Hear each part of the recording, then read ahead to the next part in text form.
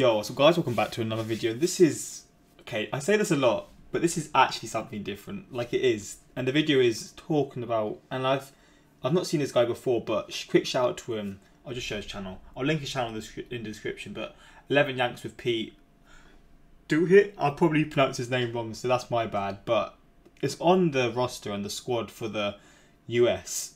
And I have seen it, I'm not gonna and it was a few days ago as well that it was released, and they played against Wales recently. I think they drew, but I know I'm really surprised. But there's a lot of people who like these soccer reactions, and I'm surprised by it. But I love this sport, like I say a lot, and I do know quite a bit about it. Again, I'm not the most educated person. There's a lot of things that I will be wrong with, but in general, I just do love random things about the sport. And again, you guys seem to really enjoy these kinds of reactions. This may be a bit too out of the ordinary and it might be a bit too different, but we're here with this reaction. And again, I'm going to link this video in the description because, I mean, this is basically me just reacting to someone else's content, and he's a small channel, and I would love it if people could get him to maybe like 1.5k. I mean, that'd be 140 people, but if you could, I'd really appreciate that. I don't know how many people are actually going to watch this reaction, but yeah, something a bit different, and we're going to check this out. And I know one thing is, we'll touch upon it when we get upon it, but Yunus Musah, I'm so jealous that he's picked the US, man. He's so good, and he's picked the US, and I want to cry. I feel like there's still a chance that he could pick, like, I think it's Italy, Ghana, and England. I think he has to play a competitive game, but if he picks the US, I'm going to cry, because I was gassed up about him when he started scoring, and I mean, he's still a baller. I'm not going to be like one of those people who's like, oh, he's not choosing England, he's not, I don't rate him anymore. He's a top quality player, and if he picks the US, it only just boosts the potential that they already have, because they've got some ballers, man. And that's where the average age of the squad is like 20, but we're going to get into it and like see in depth about it. And yeah, hopefully you guys are going to enjoy it. Again, a bit different, but it is what it is, man. Day, and happy USMNT Roster release day. That's right, guys. The roster is out for the Wales-Panama friendlies. It's an exciting... I tell you what I love. I love how sort of excited Americans get for the squad announcements. In the UK or in England, people just get angry. Like the selections, etc. People just hate it and they don't really care for it, to be honest. In the US, people seem to really have sort of like a positive look for it, and they seem to get excited when the squads get announced. And I find that really interesting, but it's a really positive way, and it shows how like there is a big audience and there's a big love and passion for the sport in the US, man. Something that I didn't really expect beforehand, but the more I've looked into it, the more I've realised there is a big love for the sport. Roster, it's mostly European, a lot of young guys, a few surprises, and we are breaking it down right here on 11 Yanks. Okay, so the roster is out. We have a friendly against Wales on the 12th and Panama on the 16th of November in Austria. Let's start by going through the roster, and then we'll go position by position and break it down. Goalkeepers, you have Zach Steff. So Zach Steffen, he's Man City, but he's on loan at Dusseldorf, I swear. I don't know who that is. Chituro Udenzi. Oh, I'm pronouncing his name wrong. But he's at Leicester. I've never heard of him. And Efran Horvath. I think I've seen him on FIFA. But there's that Zach Steffen. I swear he's actually a very sort of good first keeper to have, or like your starting keeper. And then Ethan Horvath, the only two guys really getting any kind of minutes in Europe, and Chituro Odunze from Leicester City. Fullbacks, we have Anthony Robinson, Serginho Dest, and Reggie. That's a good selection as well, man. And there are also going to be players that are a bit older who are probably missing because they're probably trying to test out the youngest players. But Dest is next level. He's going to be one of the best right backs in the world in the coming years. Don't know much about Reggie Cannon, but Anthony Robinson, Premier League player, he's a decent level player, and he's still quite young as well. I swear actually AC Milan wanted him, so that does show he's got a very high potential. Like AC Milan wanted him last year, but his transfer fell through. I don't know why again, but... Cannon, centre backs, John Brooks, Tim Ream, Matt Miazga, and debutant... Brooks, very good like centre back to have. His experience as well, he's 27, got 38 caps. But he's a quality player. I know he's a decent player. Tim Ream, he's probably like your fourth centre back, and as a fourth centre back, it's pretty decent. Matt Miazga, I know he was at Chelsea at one point. I don't know if he's on loan at Anderlecht or if he's there permanently. Chris Richards is someone that I've heard of, but I don't know much about.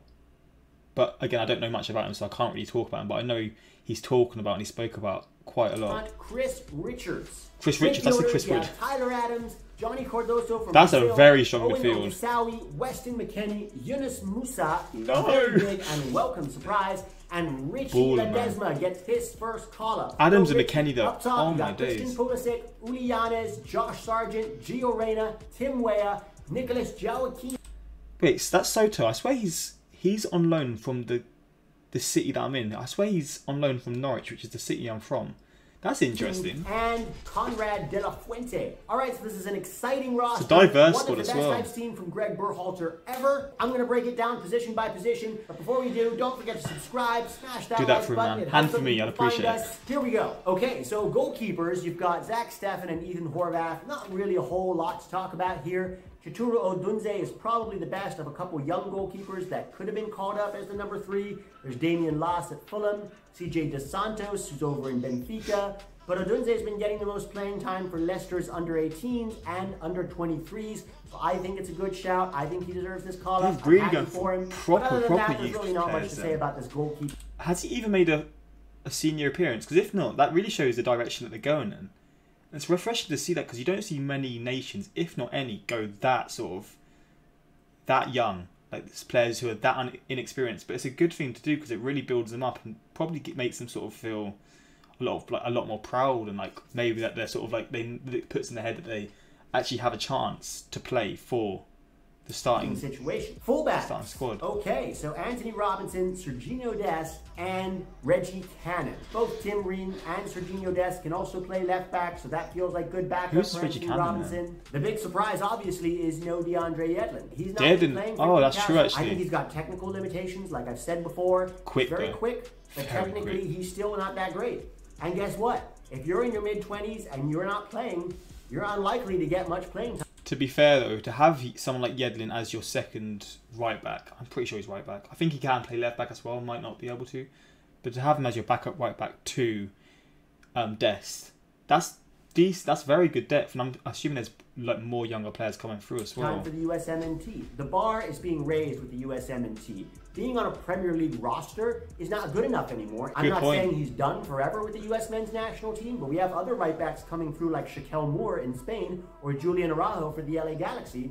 Center backs is very interesting. You've got 2 left-footed center backs, so John Brooks and Tim Ream, both of whom are very good passing center backs. Matt Miazga and Chris Richards the same. I'm very excited for Chris Richards to get his first cap. I hope he starts in one of these games. He is our partner of the future for John Brooks. I really believe that. I would have liked to see Eric Palmer-Brown get called in. I think he's the kind of center back that Berhalter likes. Athletic, strong, but also very good with his feet. His passing. Doesn't he play for Man City, Eric Palmer-Brown? His name, he sounds familiar from the game that I play called Football Manager. I swear I've seen him.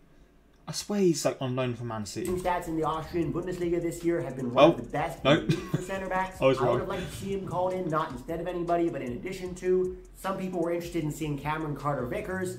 I don't really rate Cameron Carter-Vickers in a Berhalter system. He's one of those big, towering defenders who's not very fast and also can't play with his feet. So I just don't think he fits into this system going forward. Other than that, great. This is going to sound stupid, and again, I'm pausing a lot. I do apologise, but I do like getting my opinion across in these. From playing FIFA a lot, is it Aikopara? He's like one of those OP players who's quick as hell. And I don't know if this is just me saying this because I play a lot of FIFA, and he's just one of those players that's like a legend in the sort of the game, like throughout the years. Has he ever played for the US, or is he just sort of one of those hyped up players? Because he's a gold card, so he's a decent player, of course, but has he ever played for the US? And same for that, I swear that there's that one who plays for the New York Red Bulls, I don't know his name, like Long or something. But have they ever played for the US, or are they sort of players overlooked because they play in the MLS in comparison to the European leagues? I see these center backs come in. There's depth, lots of good potential pairings here. These center backs allow us to play with a back 4 with 2 fullbacks bombing up the field, or as a back 3 because both Reggie Cannon and Tim Ream can play as sort of a third center back. It'll be interesting to see what Berhalter does in these next 2 games. Into midfield, and this is where things get very interesting. Good midfield. Because Owen Otasawi is listed as a midfielder. Owen Otasawi did play as a 6 in some of his youth teams with Wolverhampton Wanderers, but I think he projects as a center back long term. It'll be interesting to see where he plays and how Berhalter uses him. What I don't love about this is that Johnny Cardoso is another defensive midfielder. So if you've got Owen Otasawi and Johnny Cardoso as defensive midfielders, that could mean that Berhalter plans to use Tyler Adams as a more attacking midfielder. I'm not sure I love that. I don't think Tyler Adams projects as a creative midfielder unless you're planning to do a high pressing system where the creativity comes from your high press and then you want Tyler Adams a little further up the... I'll tell you what though, Tyler Adams and McKennie as a duo in midfield is it's a very nice sort of team to build around. They're young as well, they're only going to get better. That's a very nice. And then you've got people like Musa, who I'm assuming he's going to play for the US. Again, I don't know the ruling about that, but I know he's not guaranteed yet because he can. It's until he plays a competitive game. But if he picks the US, I don't know much about this Utasawi or Cardoso, but that Ledesma, I feel like I've seen clips of him playing in PSV. But I'm not too familiar about the bottom three, but the top three, flipping hell, man. Even that is potential. System, I'd still rather have Tyler Adams as a 6. So I'll be watching these games to see how Berhalter uses him. Yunus Musa is the highlight of this roster, a very pleasant surprise. 17-year-old quadruple national, could play for Italy, could play for Ghana, could play for England, and has played for England's youth teams in the past, but for some reason has chosen the United States for this roster. Now this is not so jealous, and this does not mean that Yunus Musa has committed to the US, but it's exciting to see him get in there and get a shot and build some camaraderie and be a part of our program. Huge kudos to Berhalter and Ernie Stewart and Brian McBride and whoever else stayed in touch with this guy and convinced him to accept this call-up. Please pick England, I'm on my knees. I'm going to be honest with you guys, I haven't seen him play, so it's very hard for me to say this is the kind of player he is. I did watch some highlights, and that is a very limited, poor way of evaluating a player.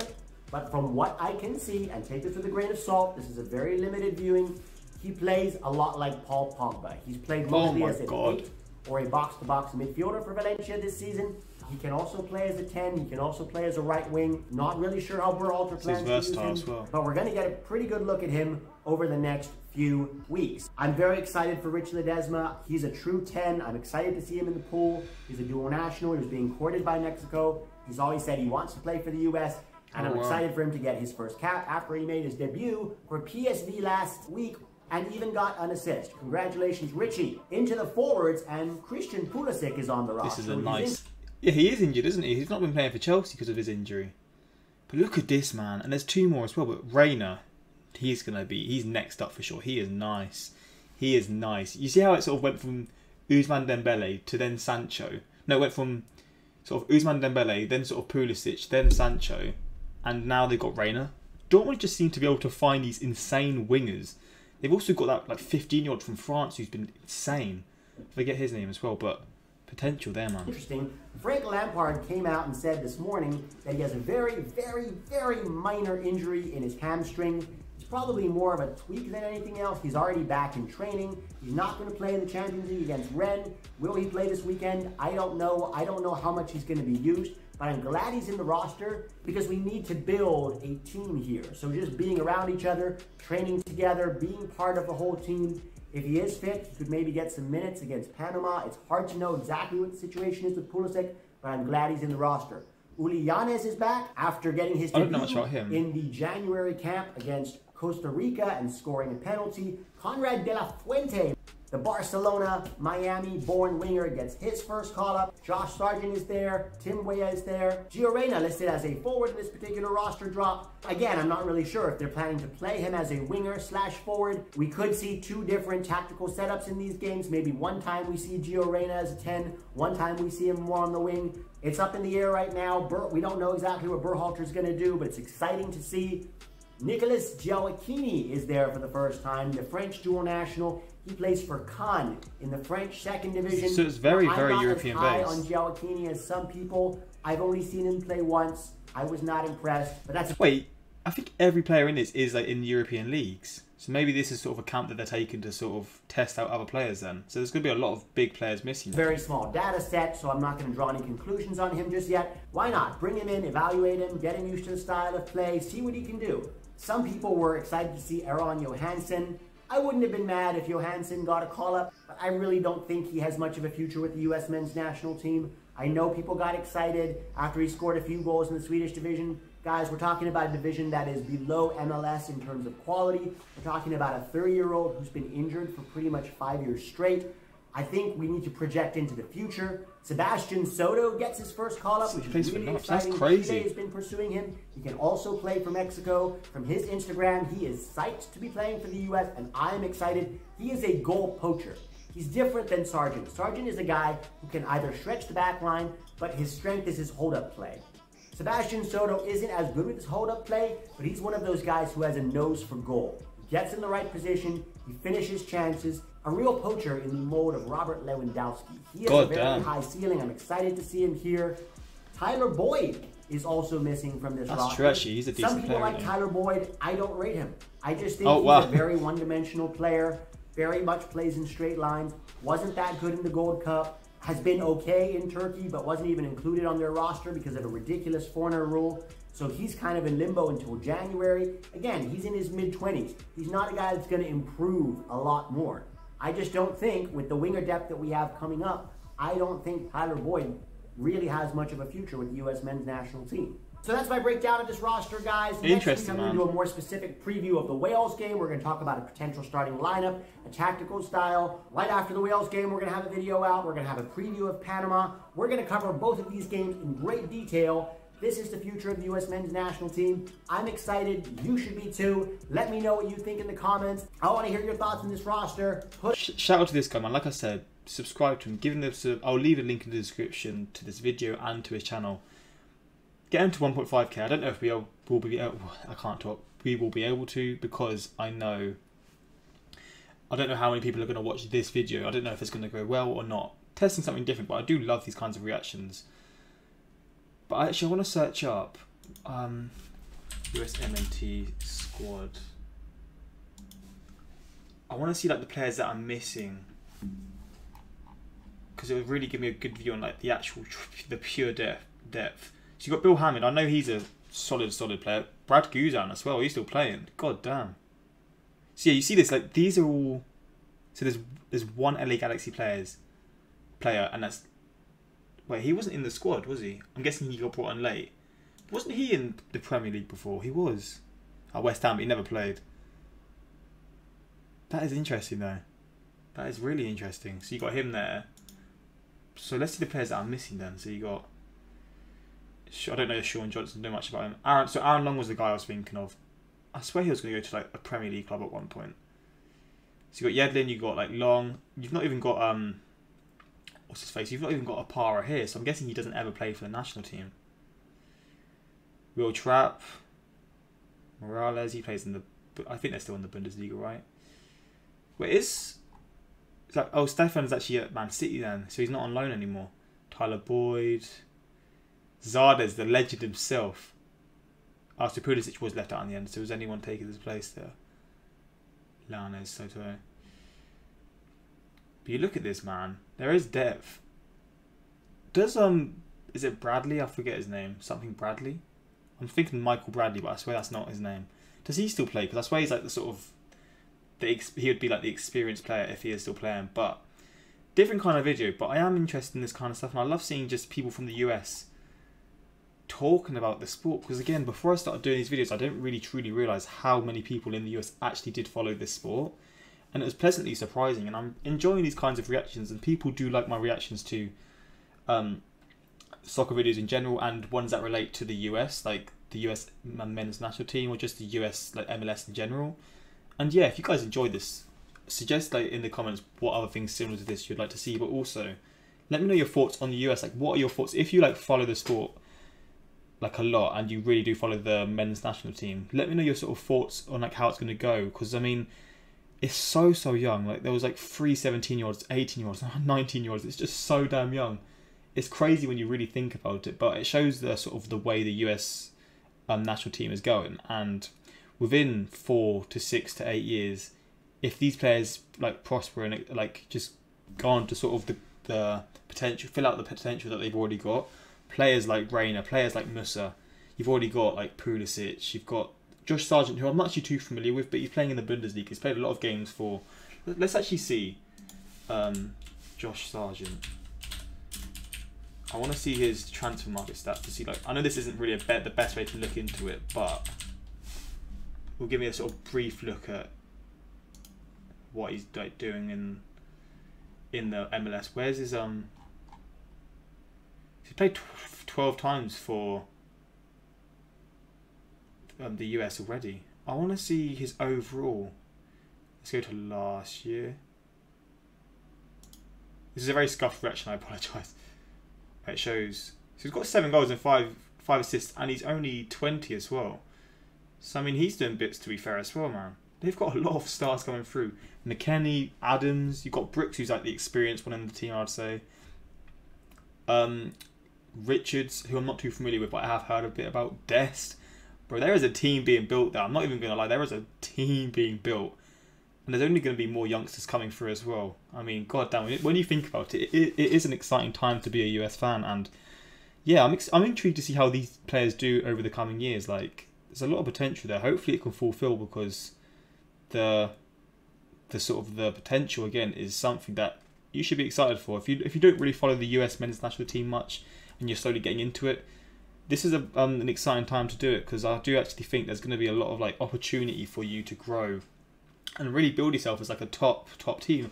I mean, with this age of team, I swear the US are like ranked top 20, and this team is so young. So when you think about that, that's an exciting thought, right? But yeah, hopefully you guys enjoyed this reaction. It's a bit different, and again, if you want more things like this, let me know. If you don't really like these sort of reactions, let me know as well. I do appreciate all of your sort of opinions on these reactions. But again, link to this guy's video in the description. Shout out to him, subscribe to him, get him to 1.5k. I would appreciate that. But yeah, until next time, like, subscribe, peace.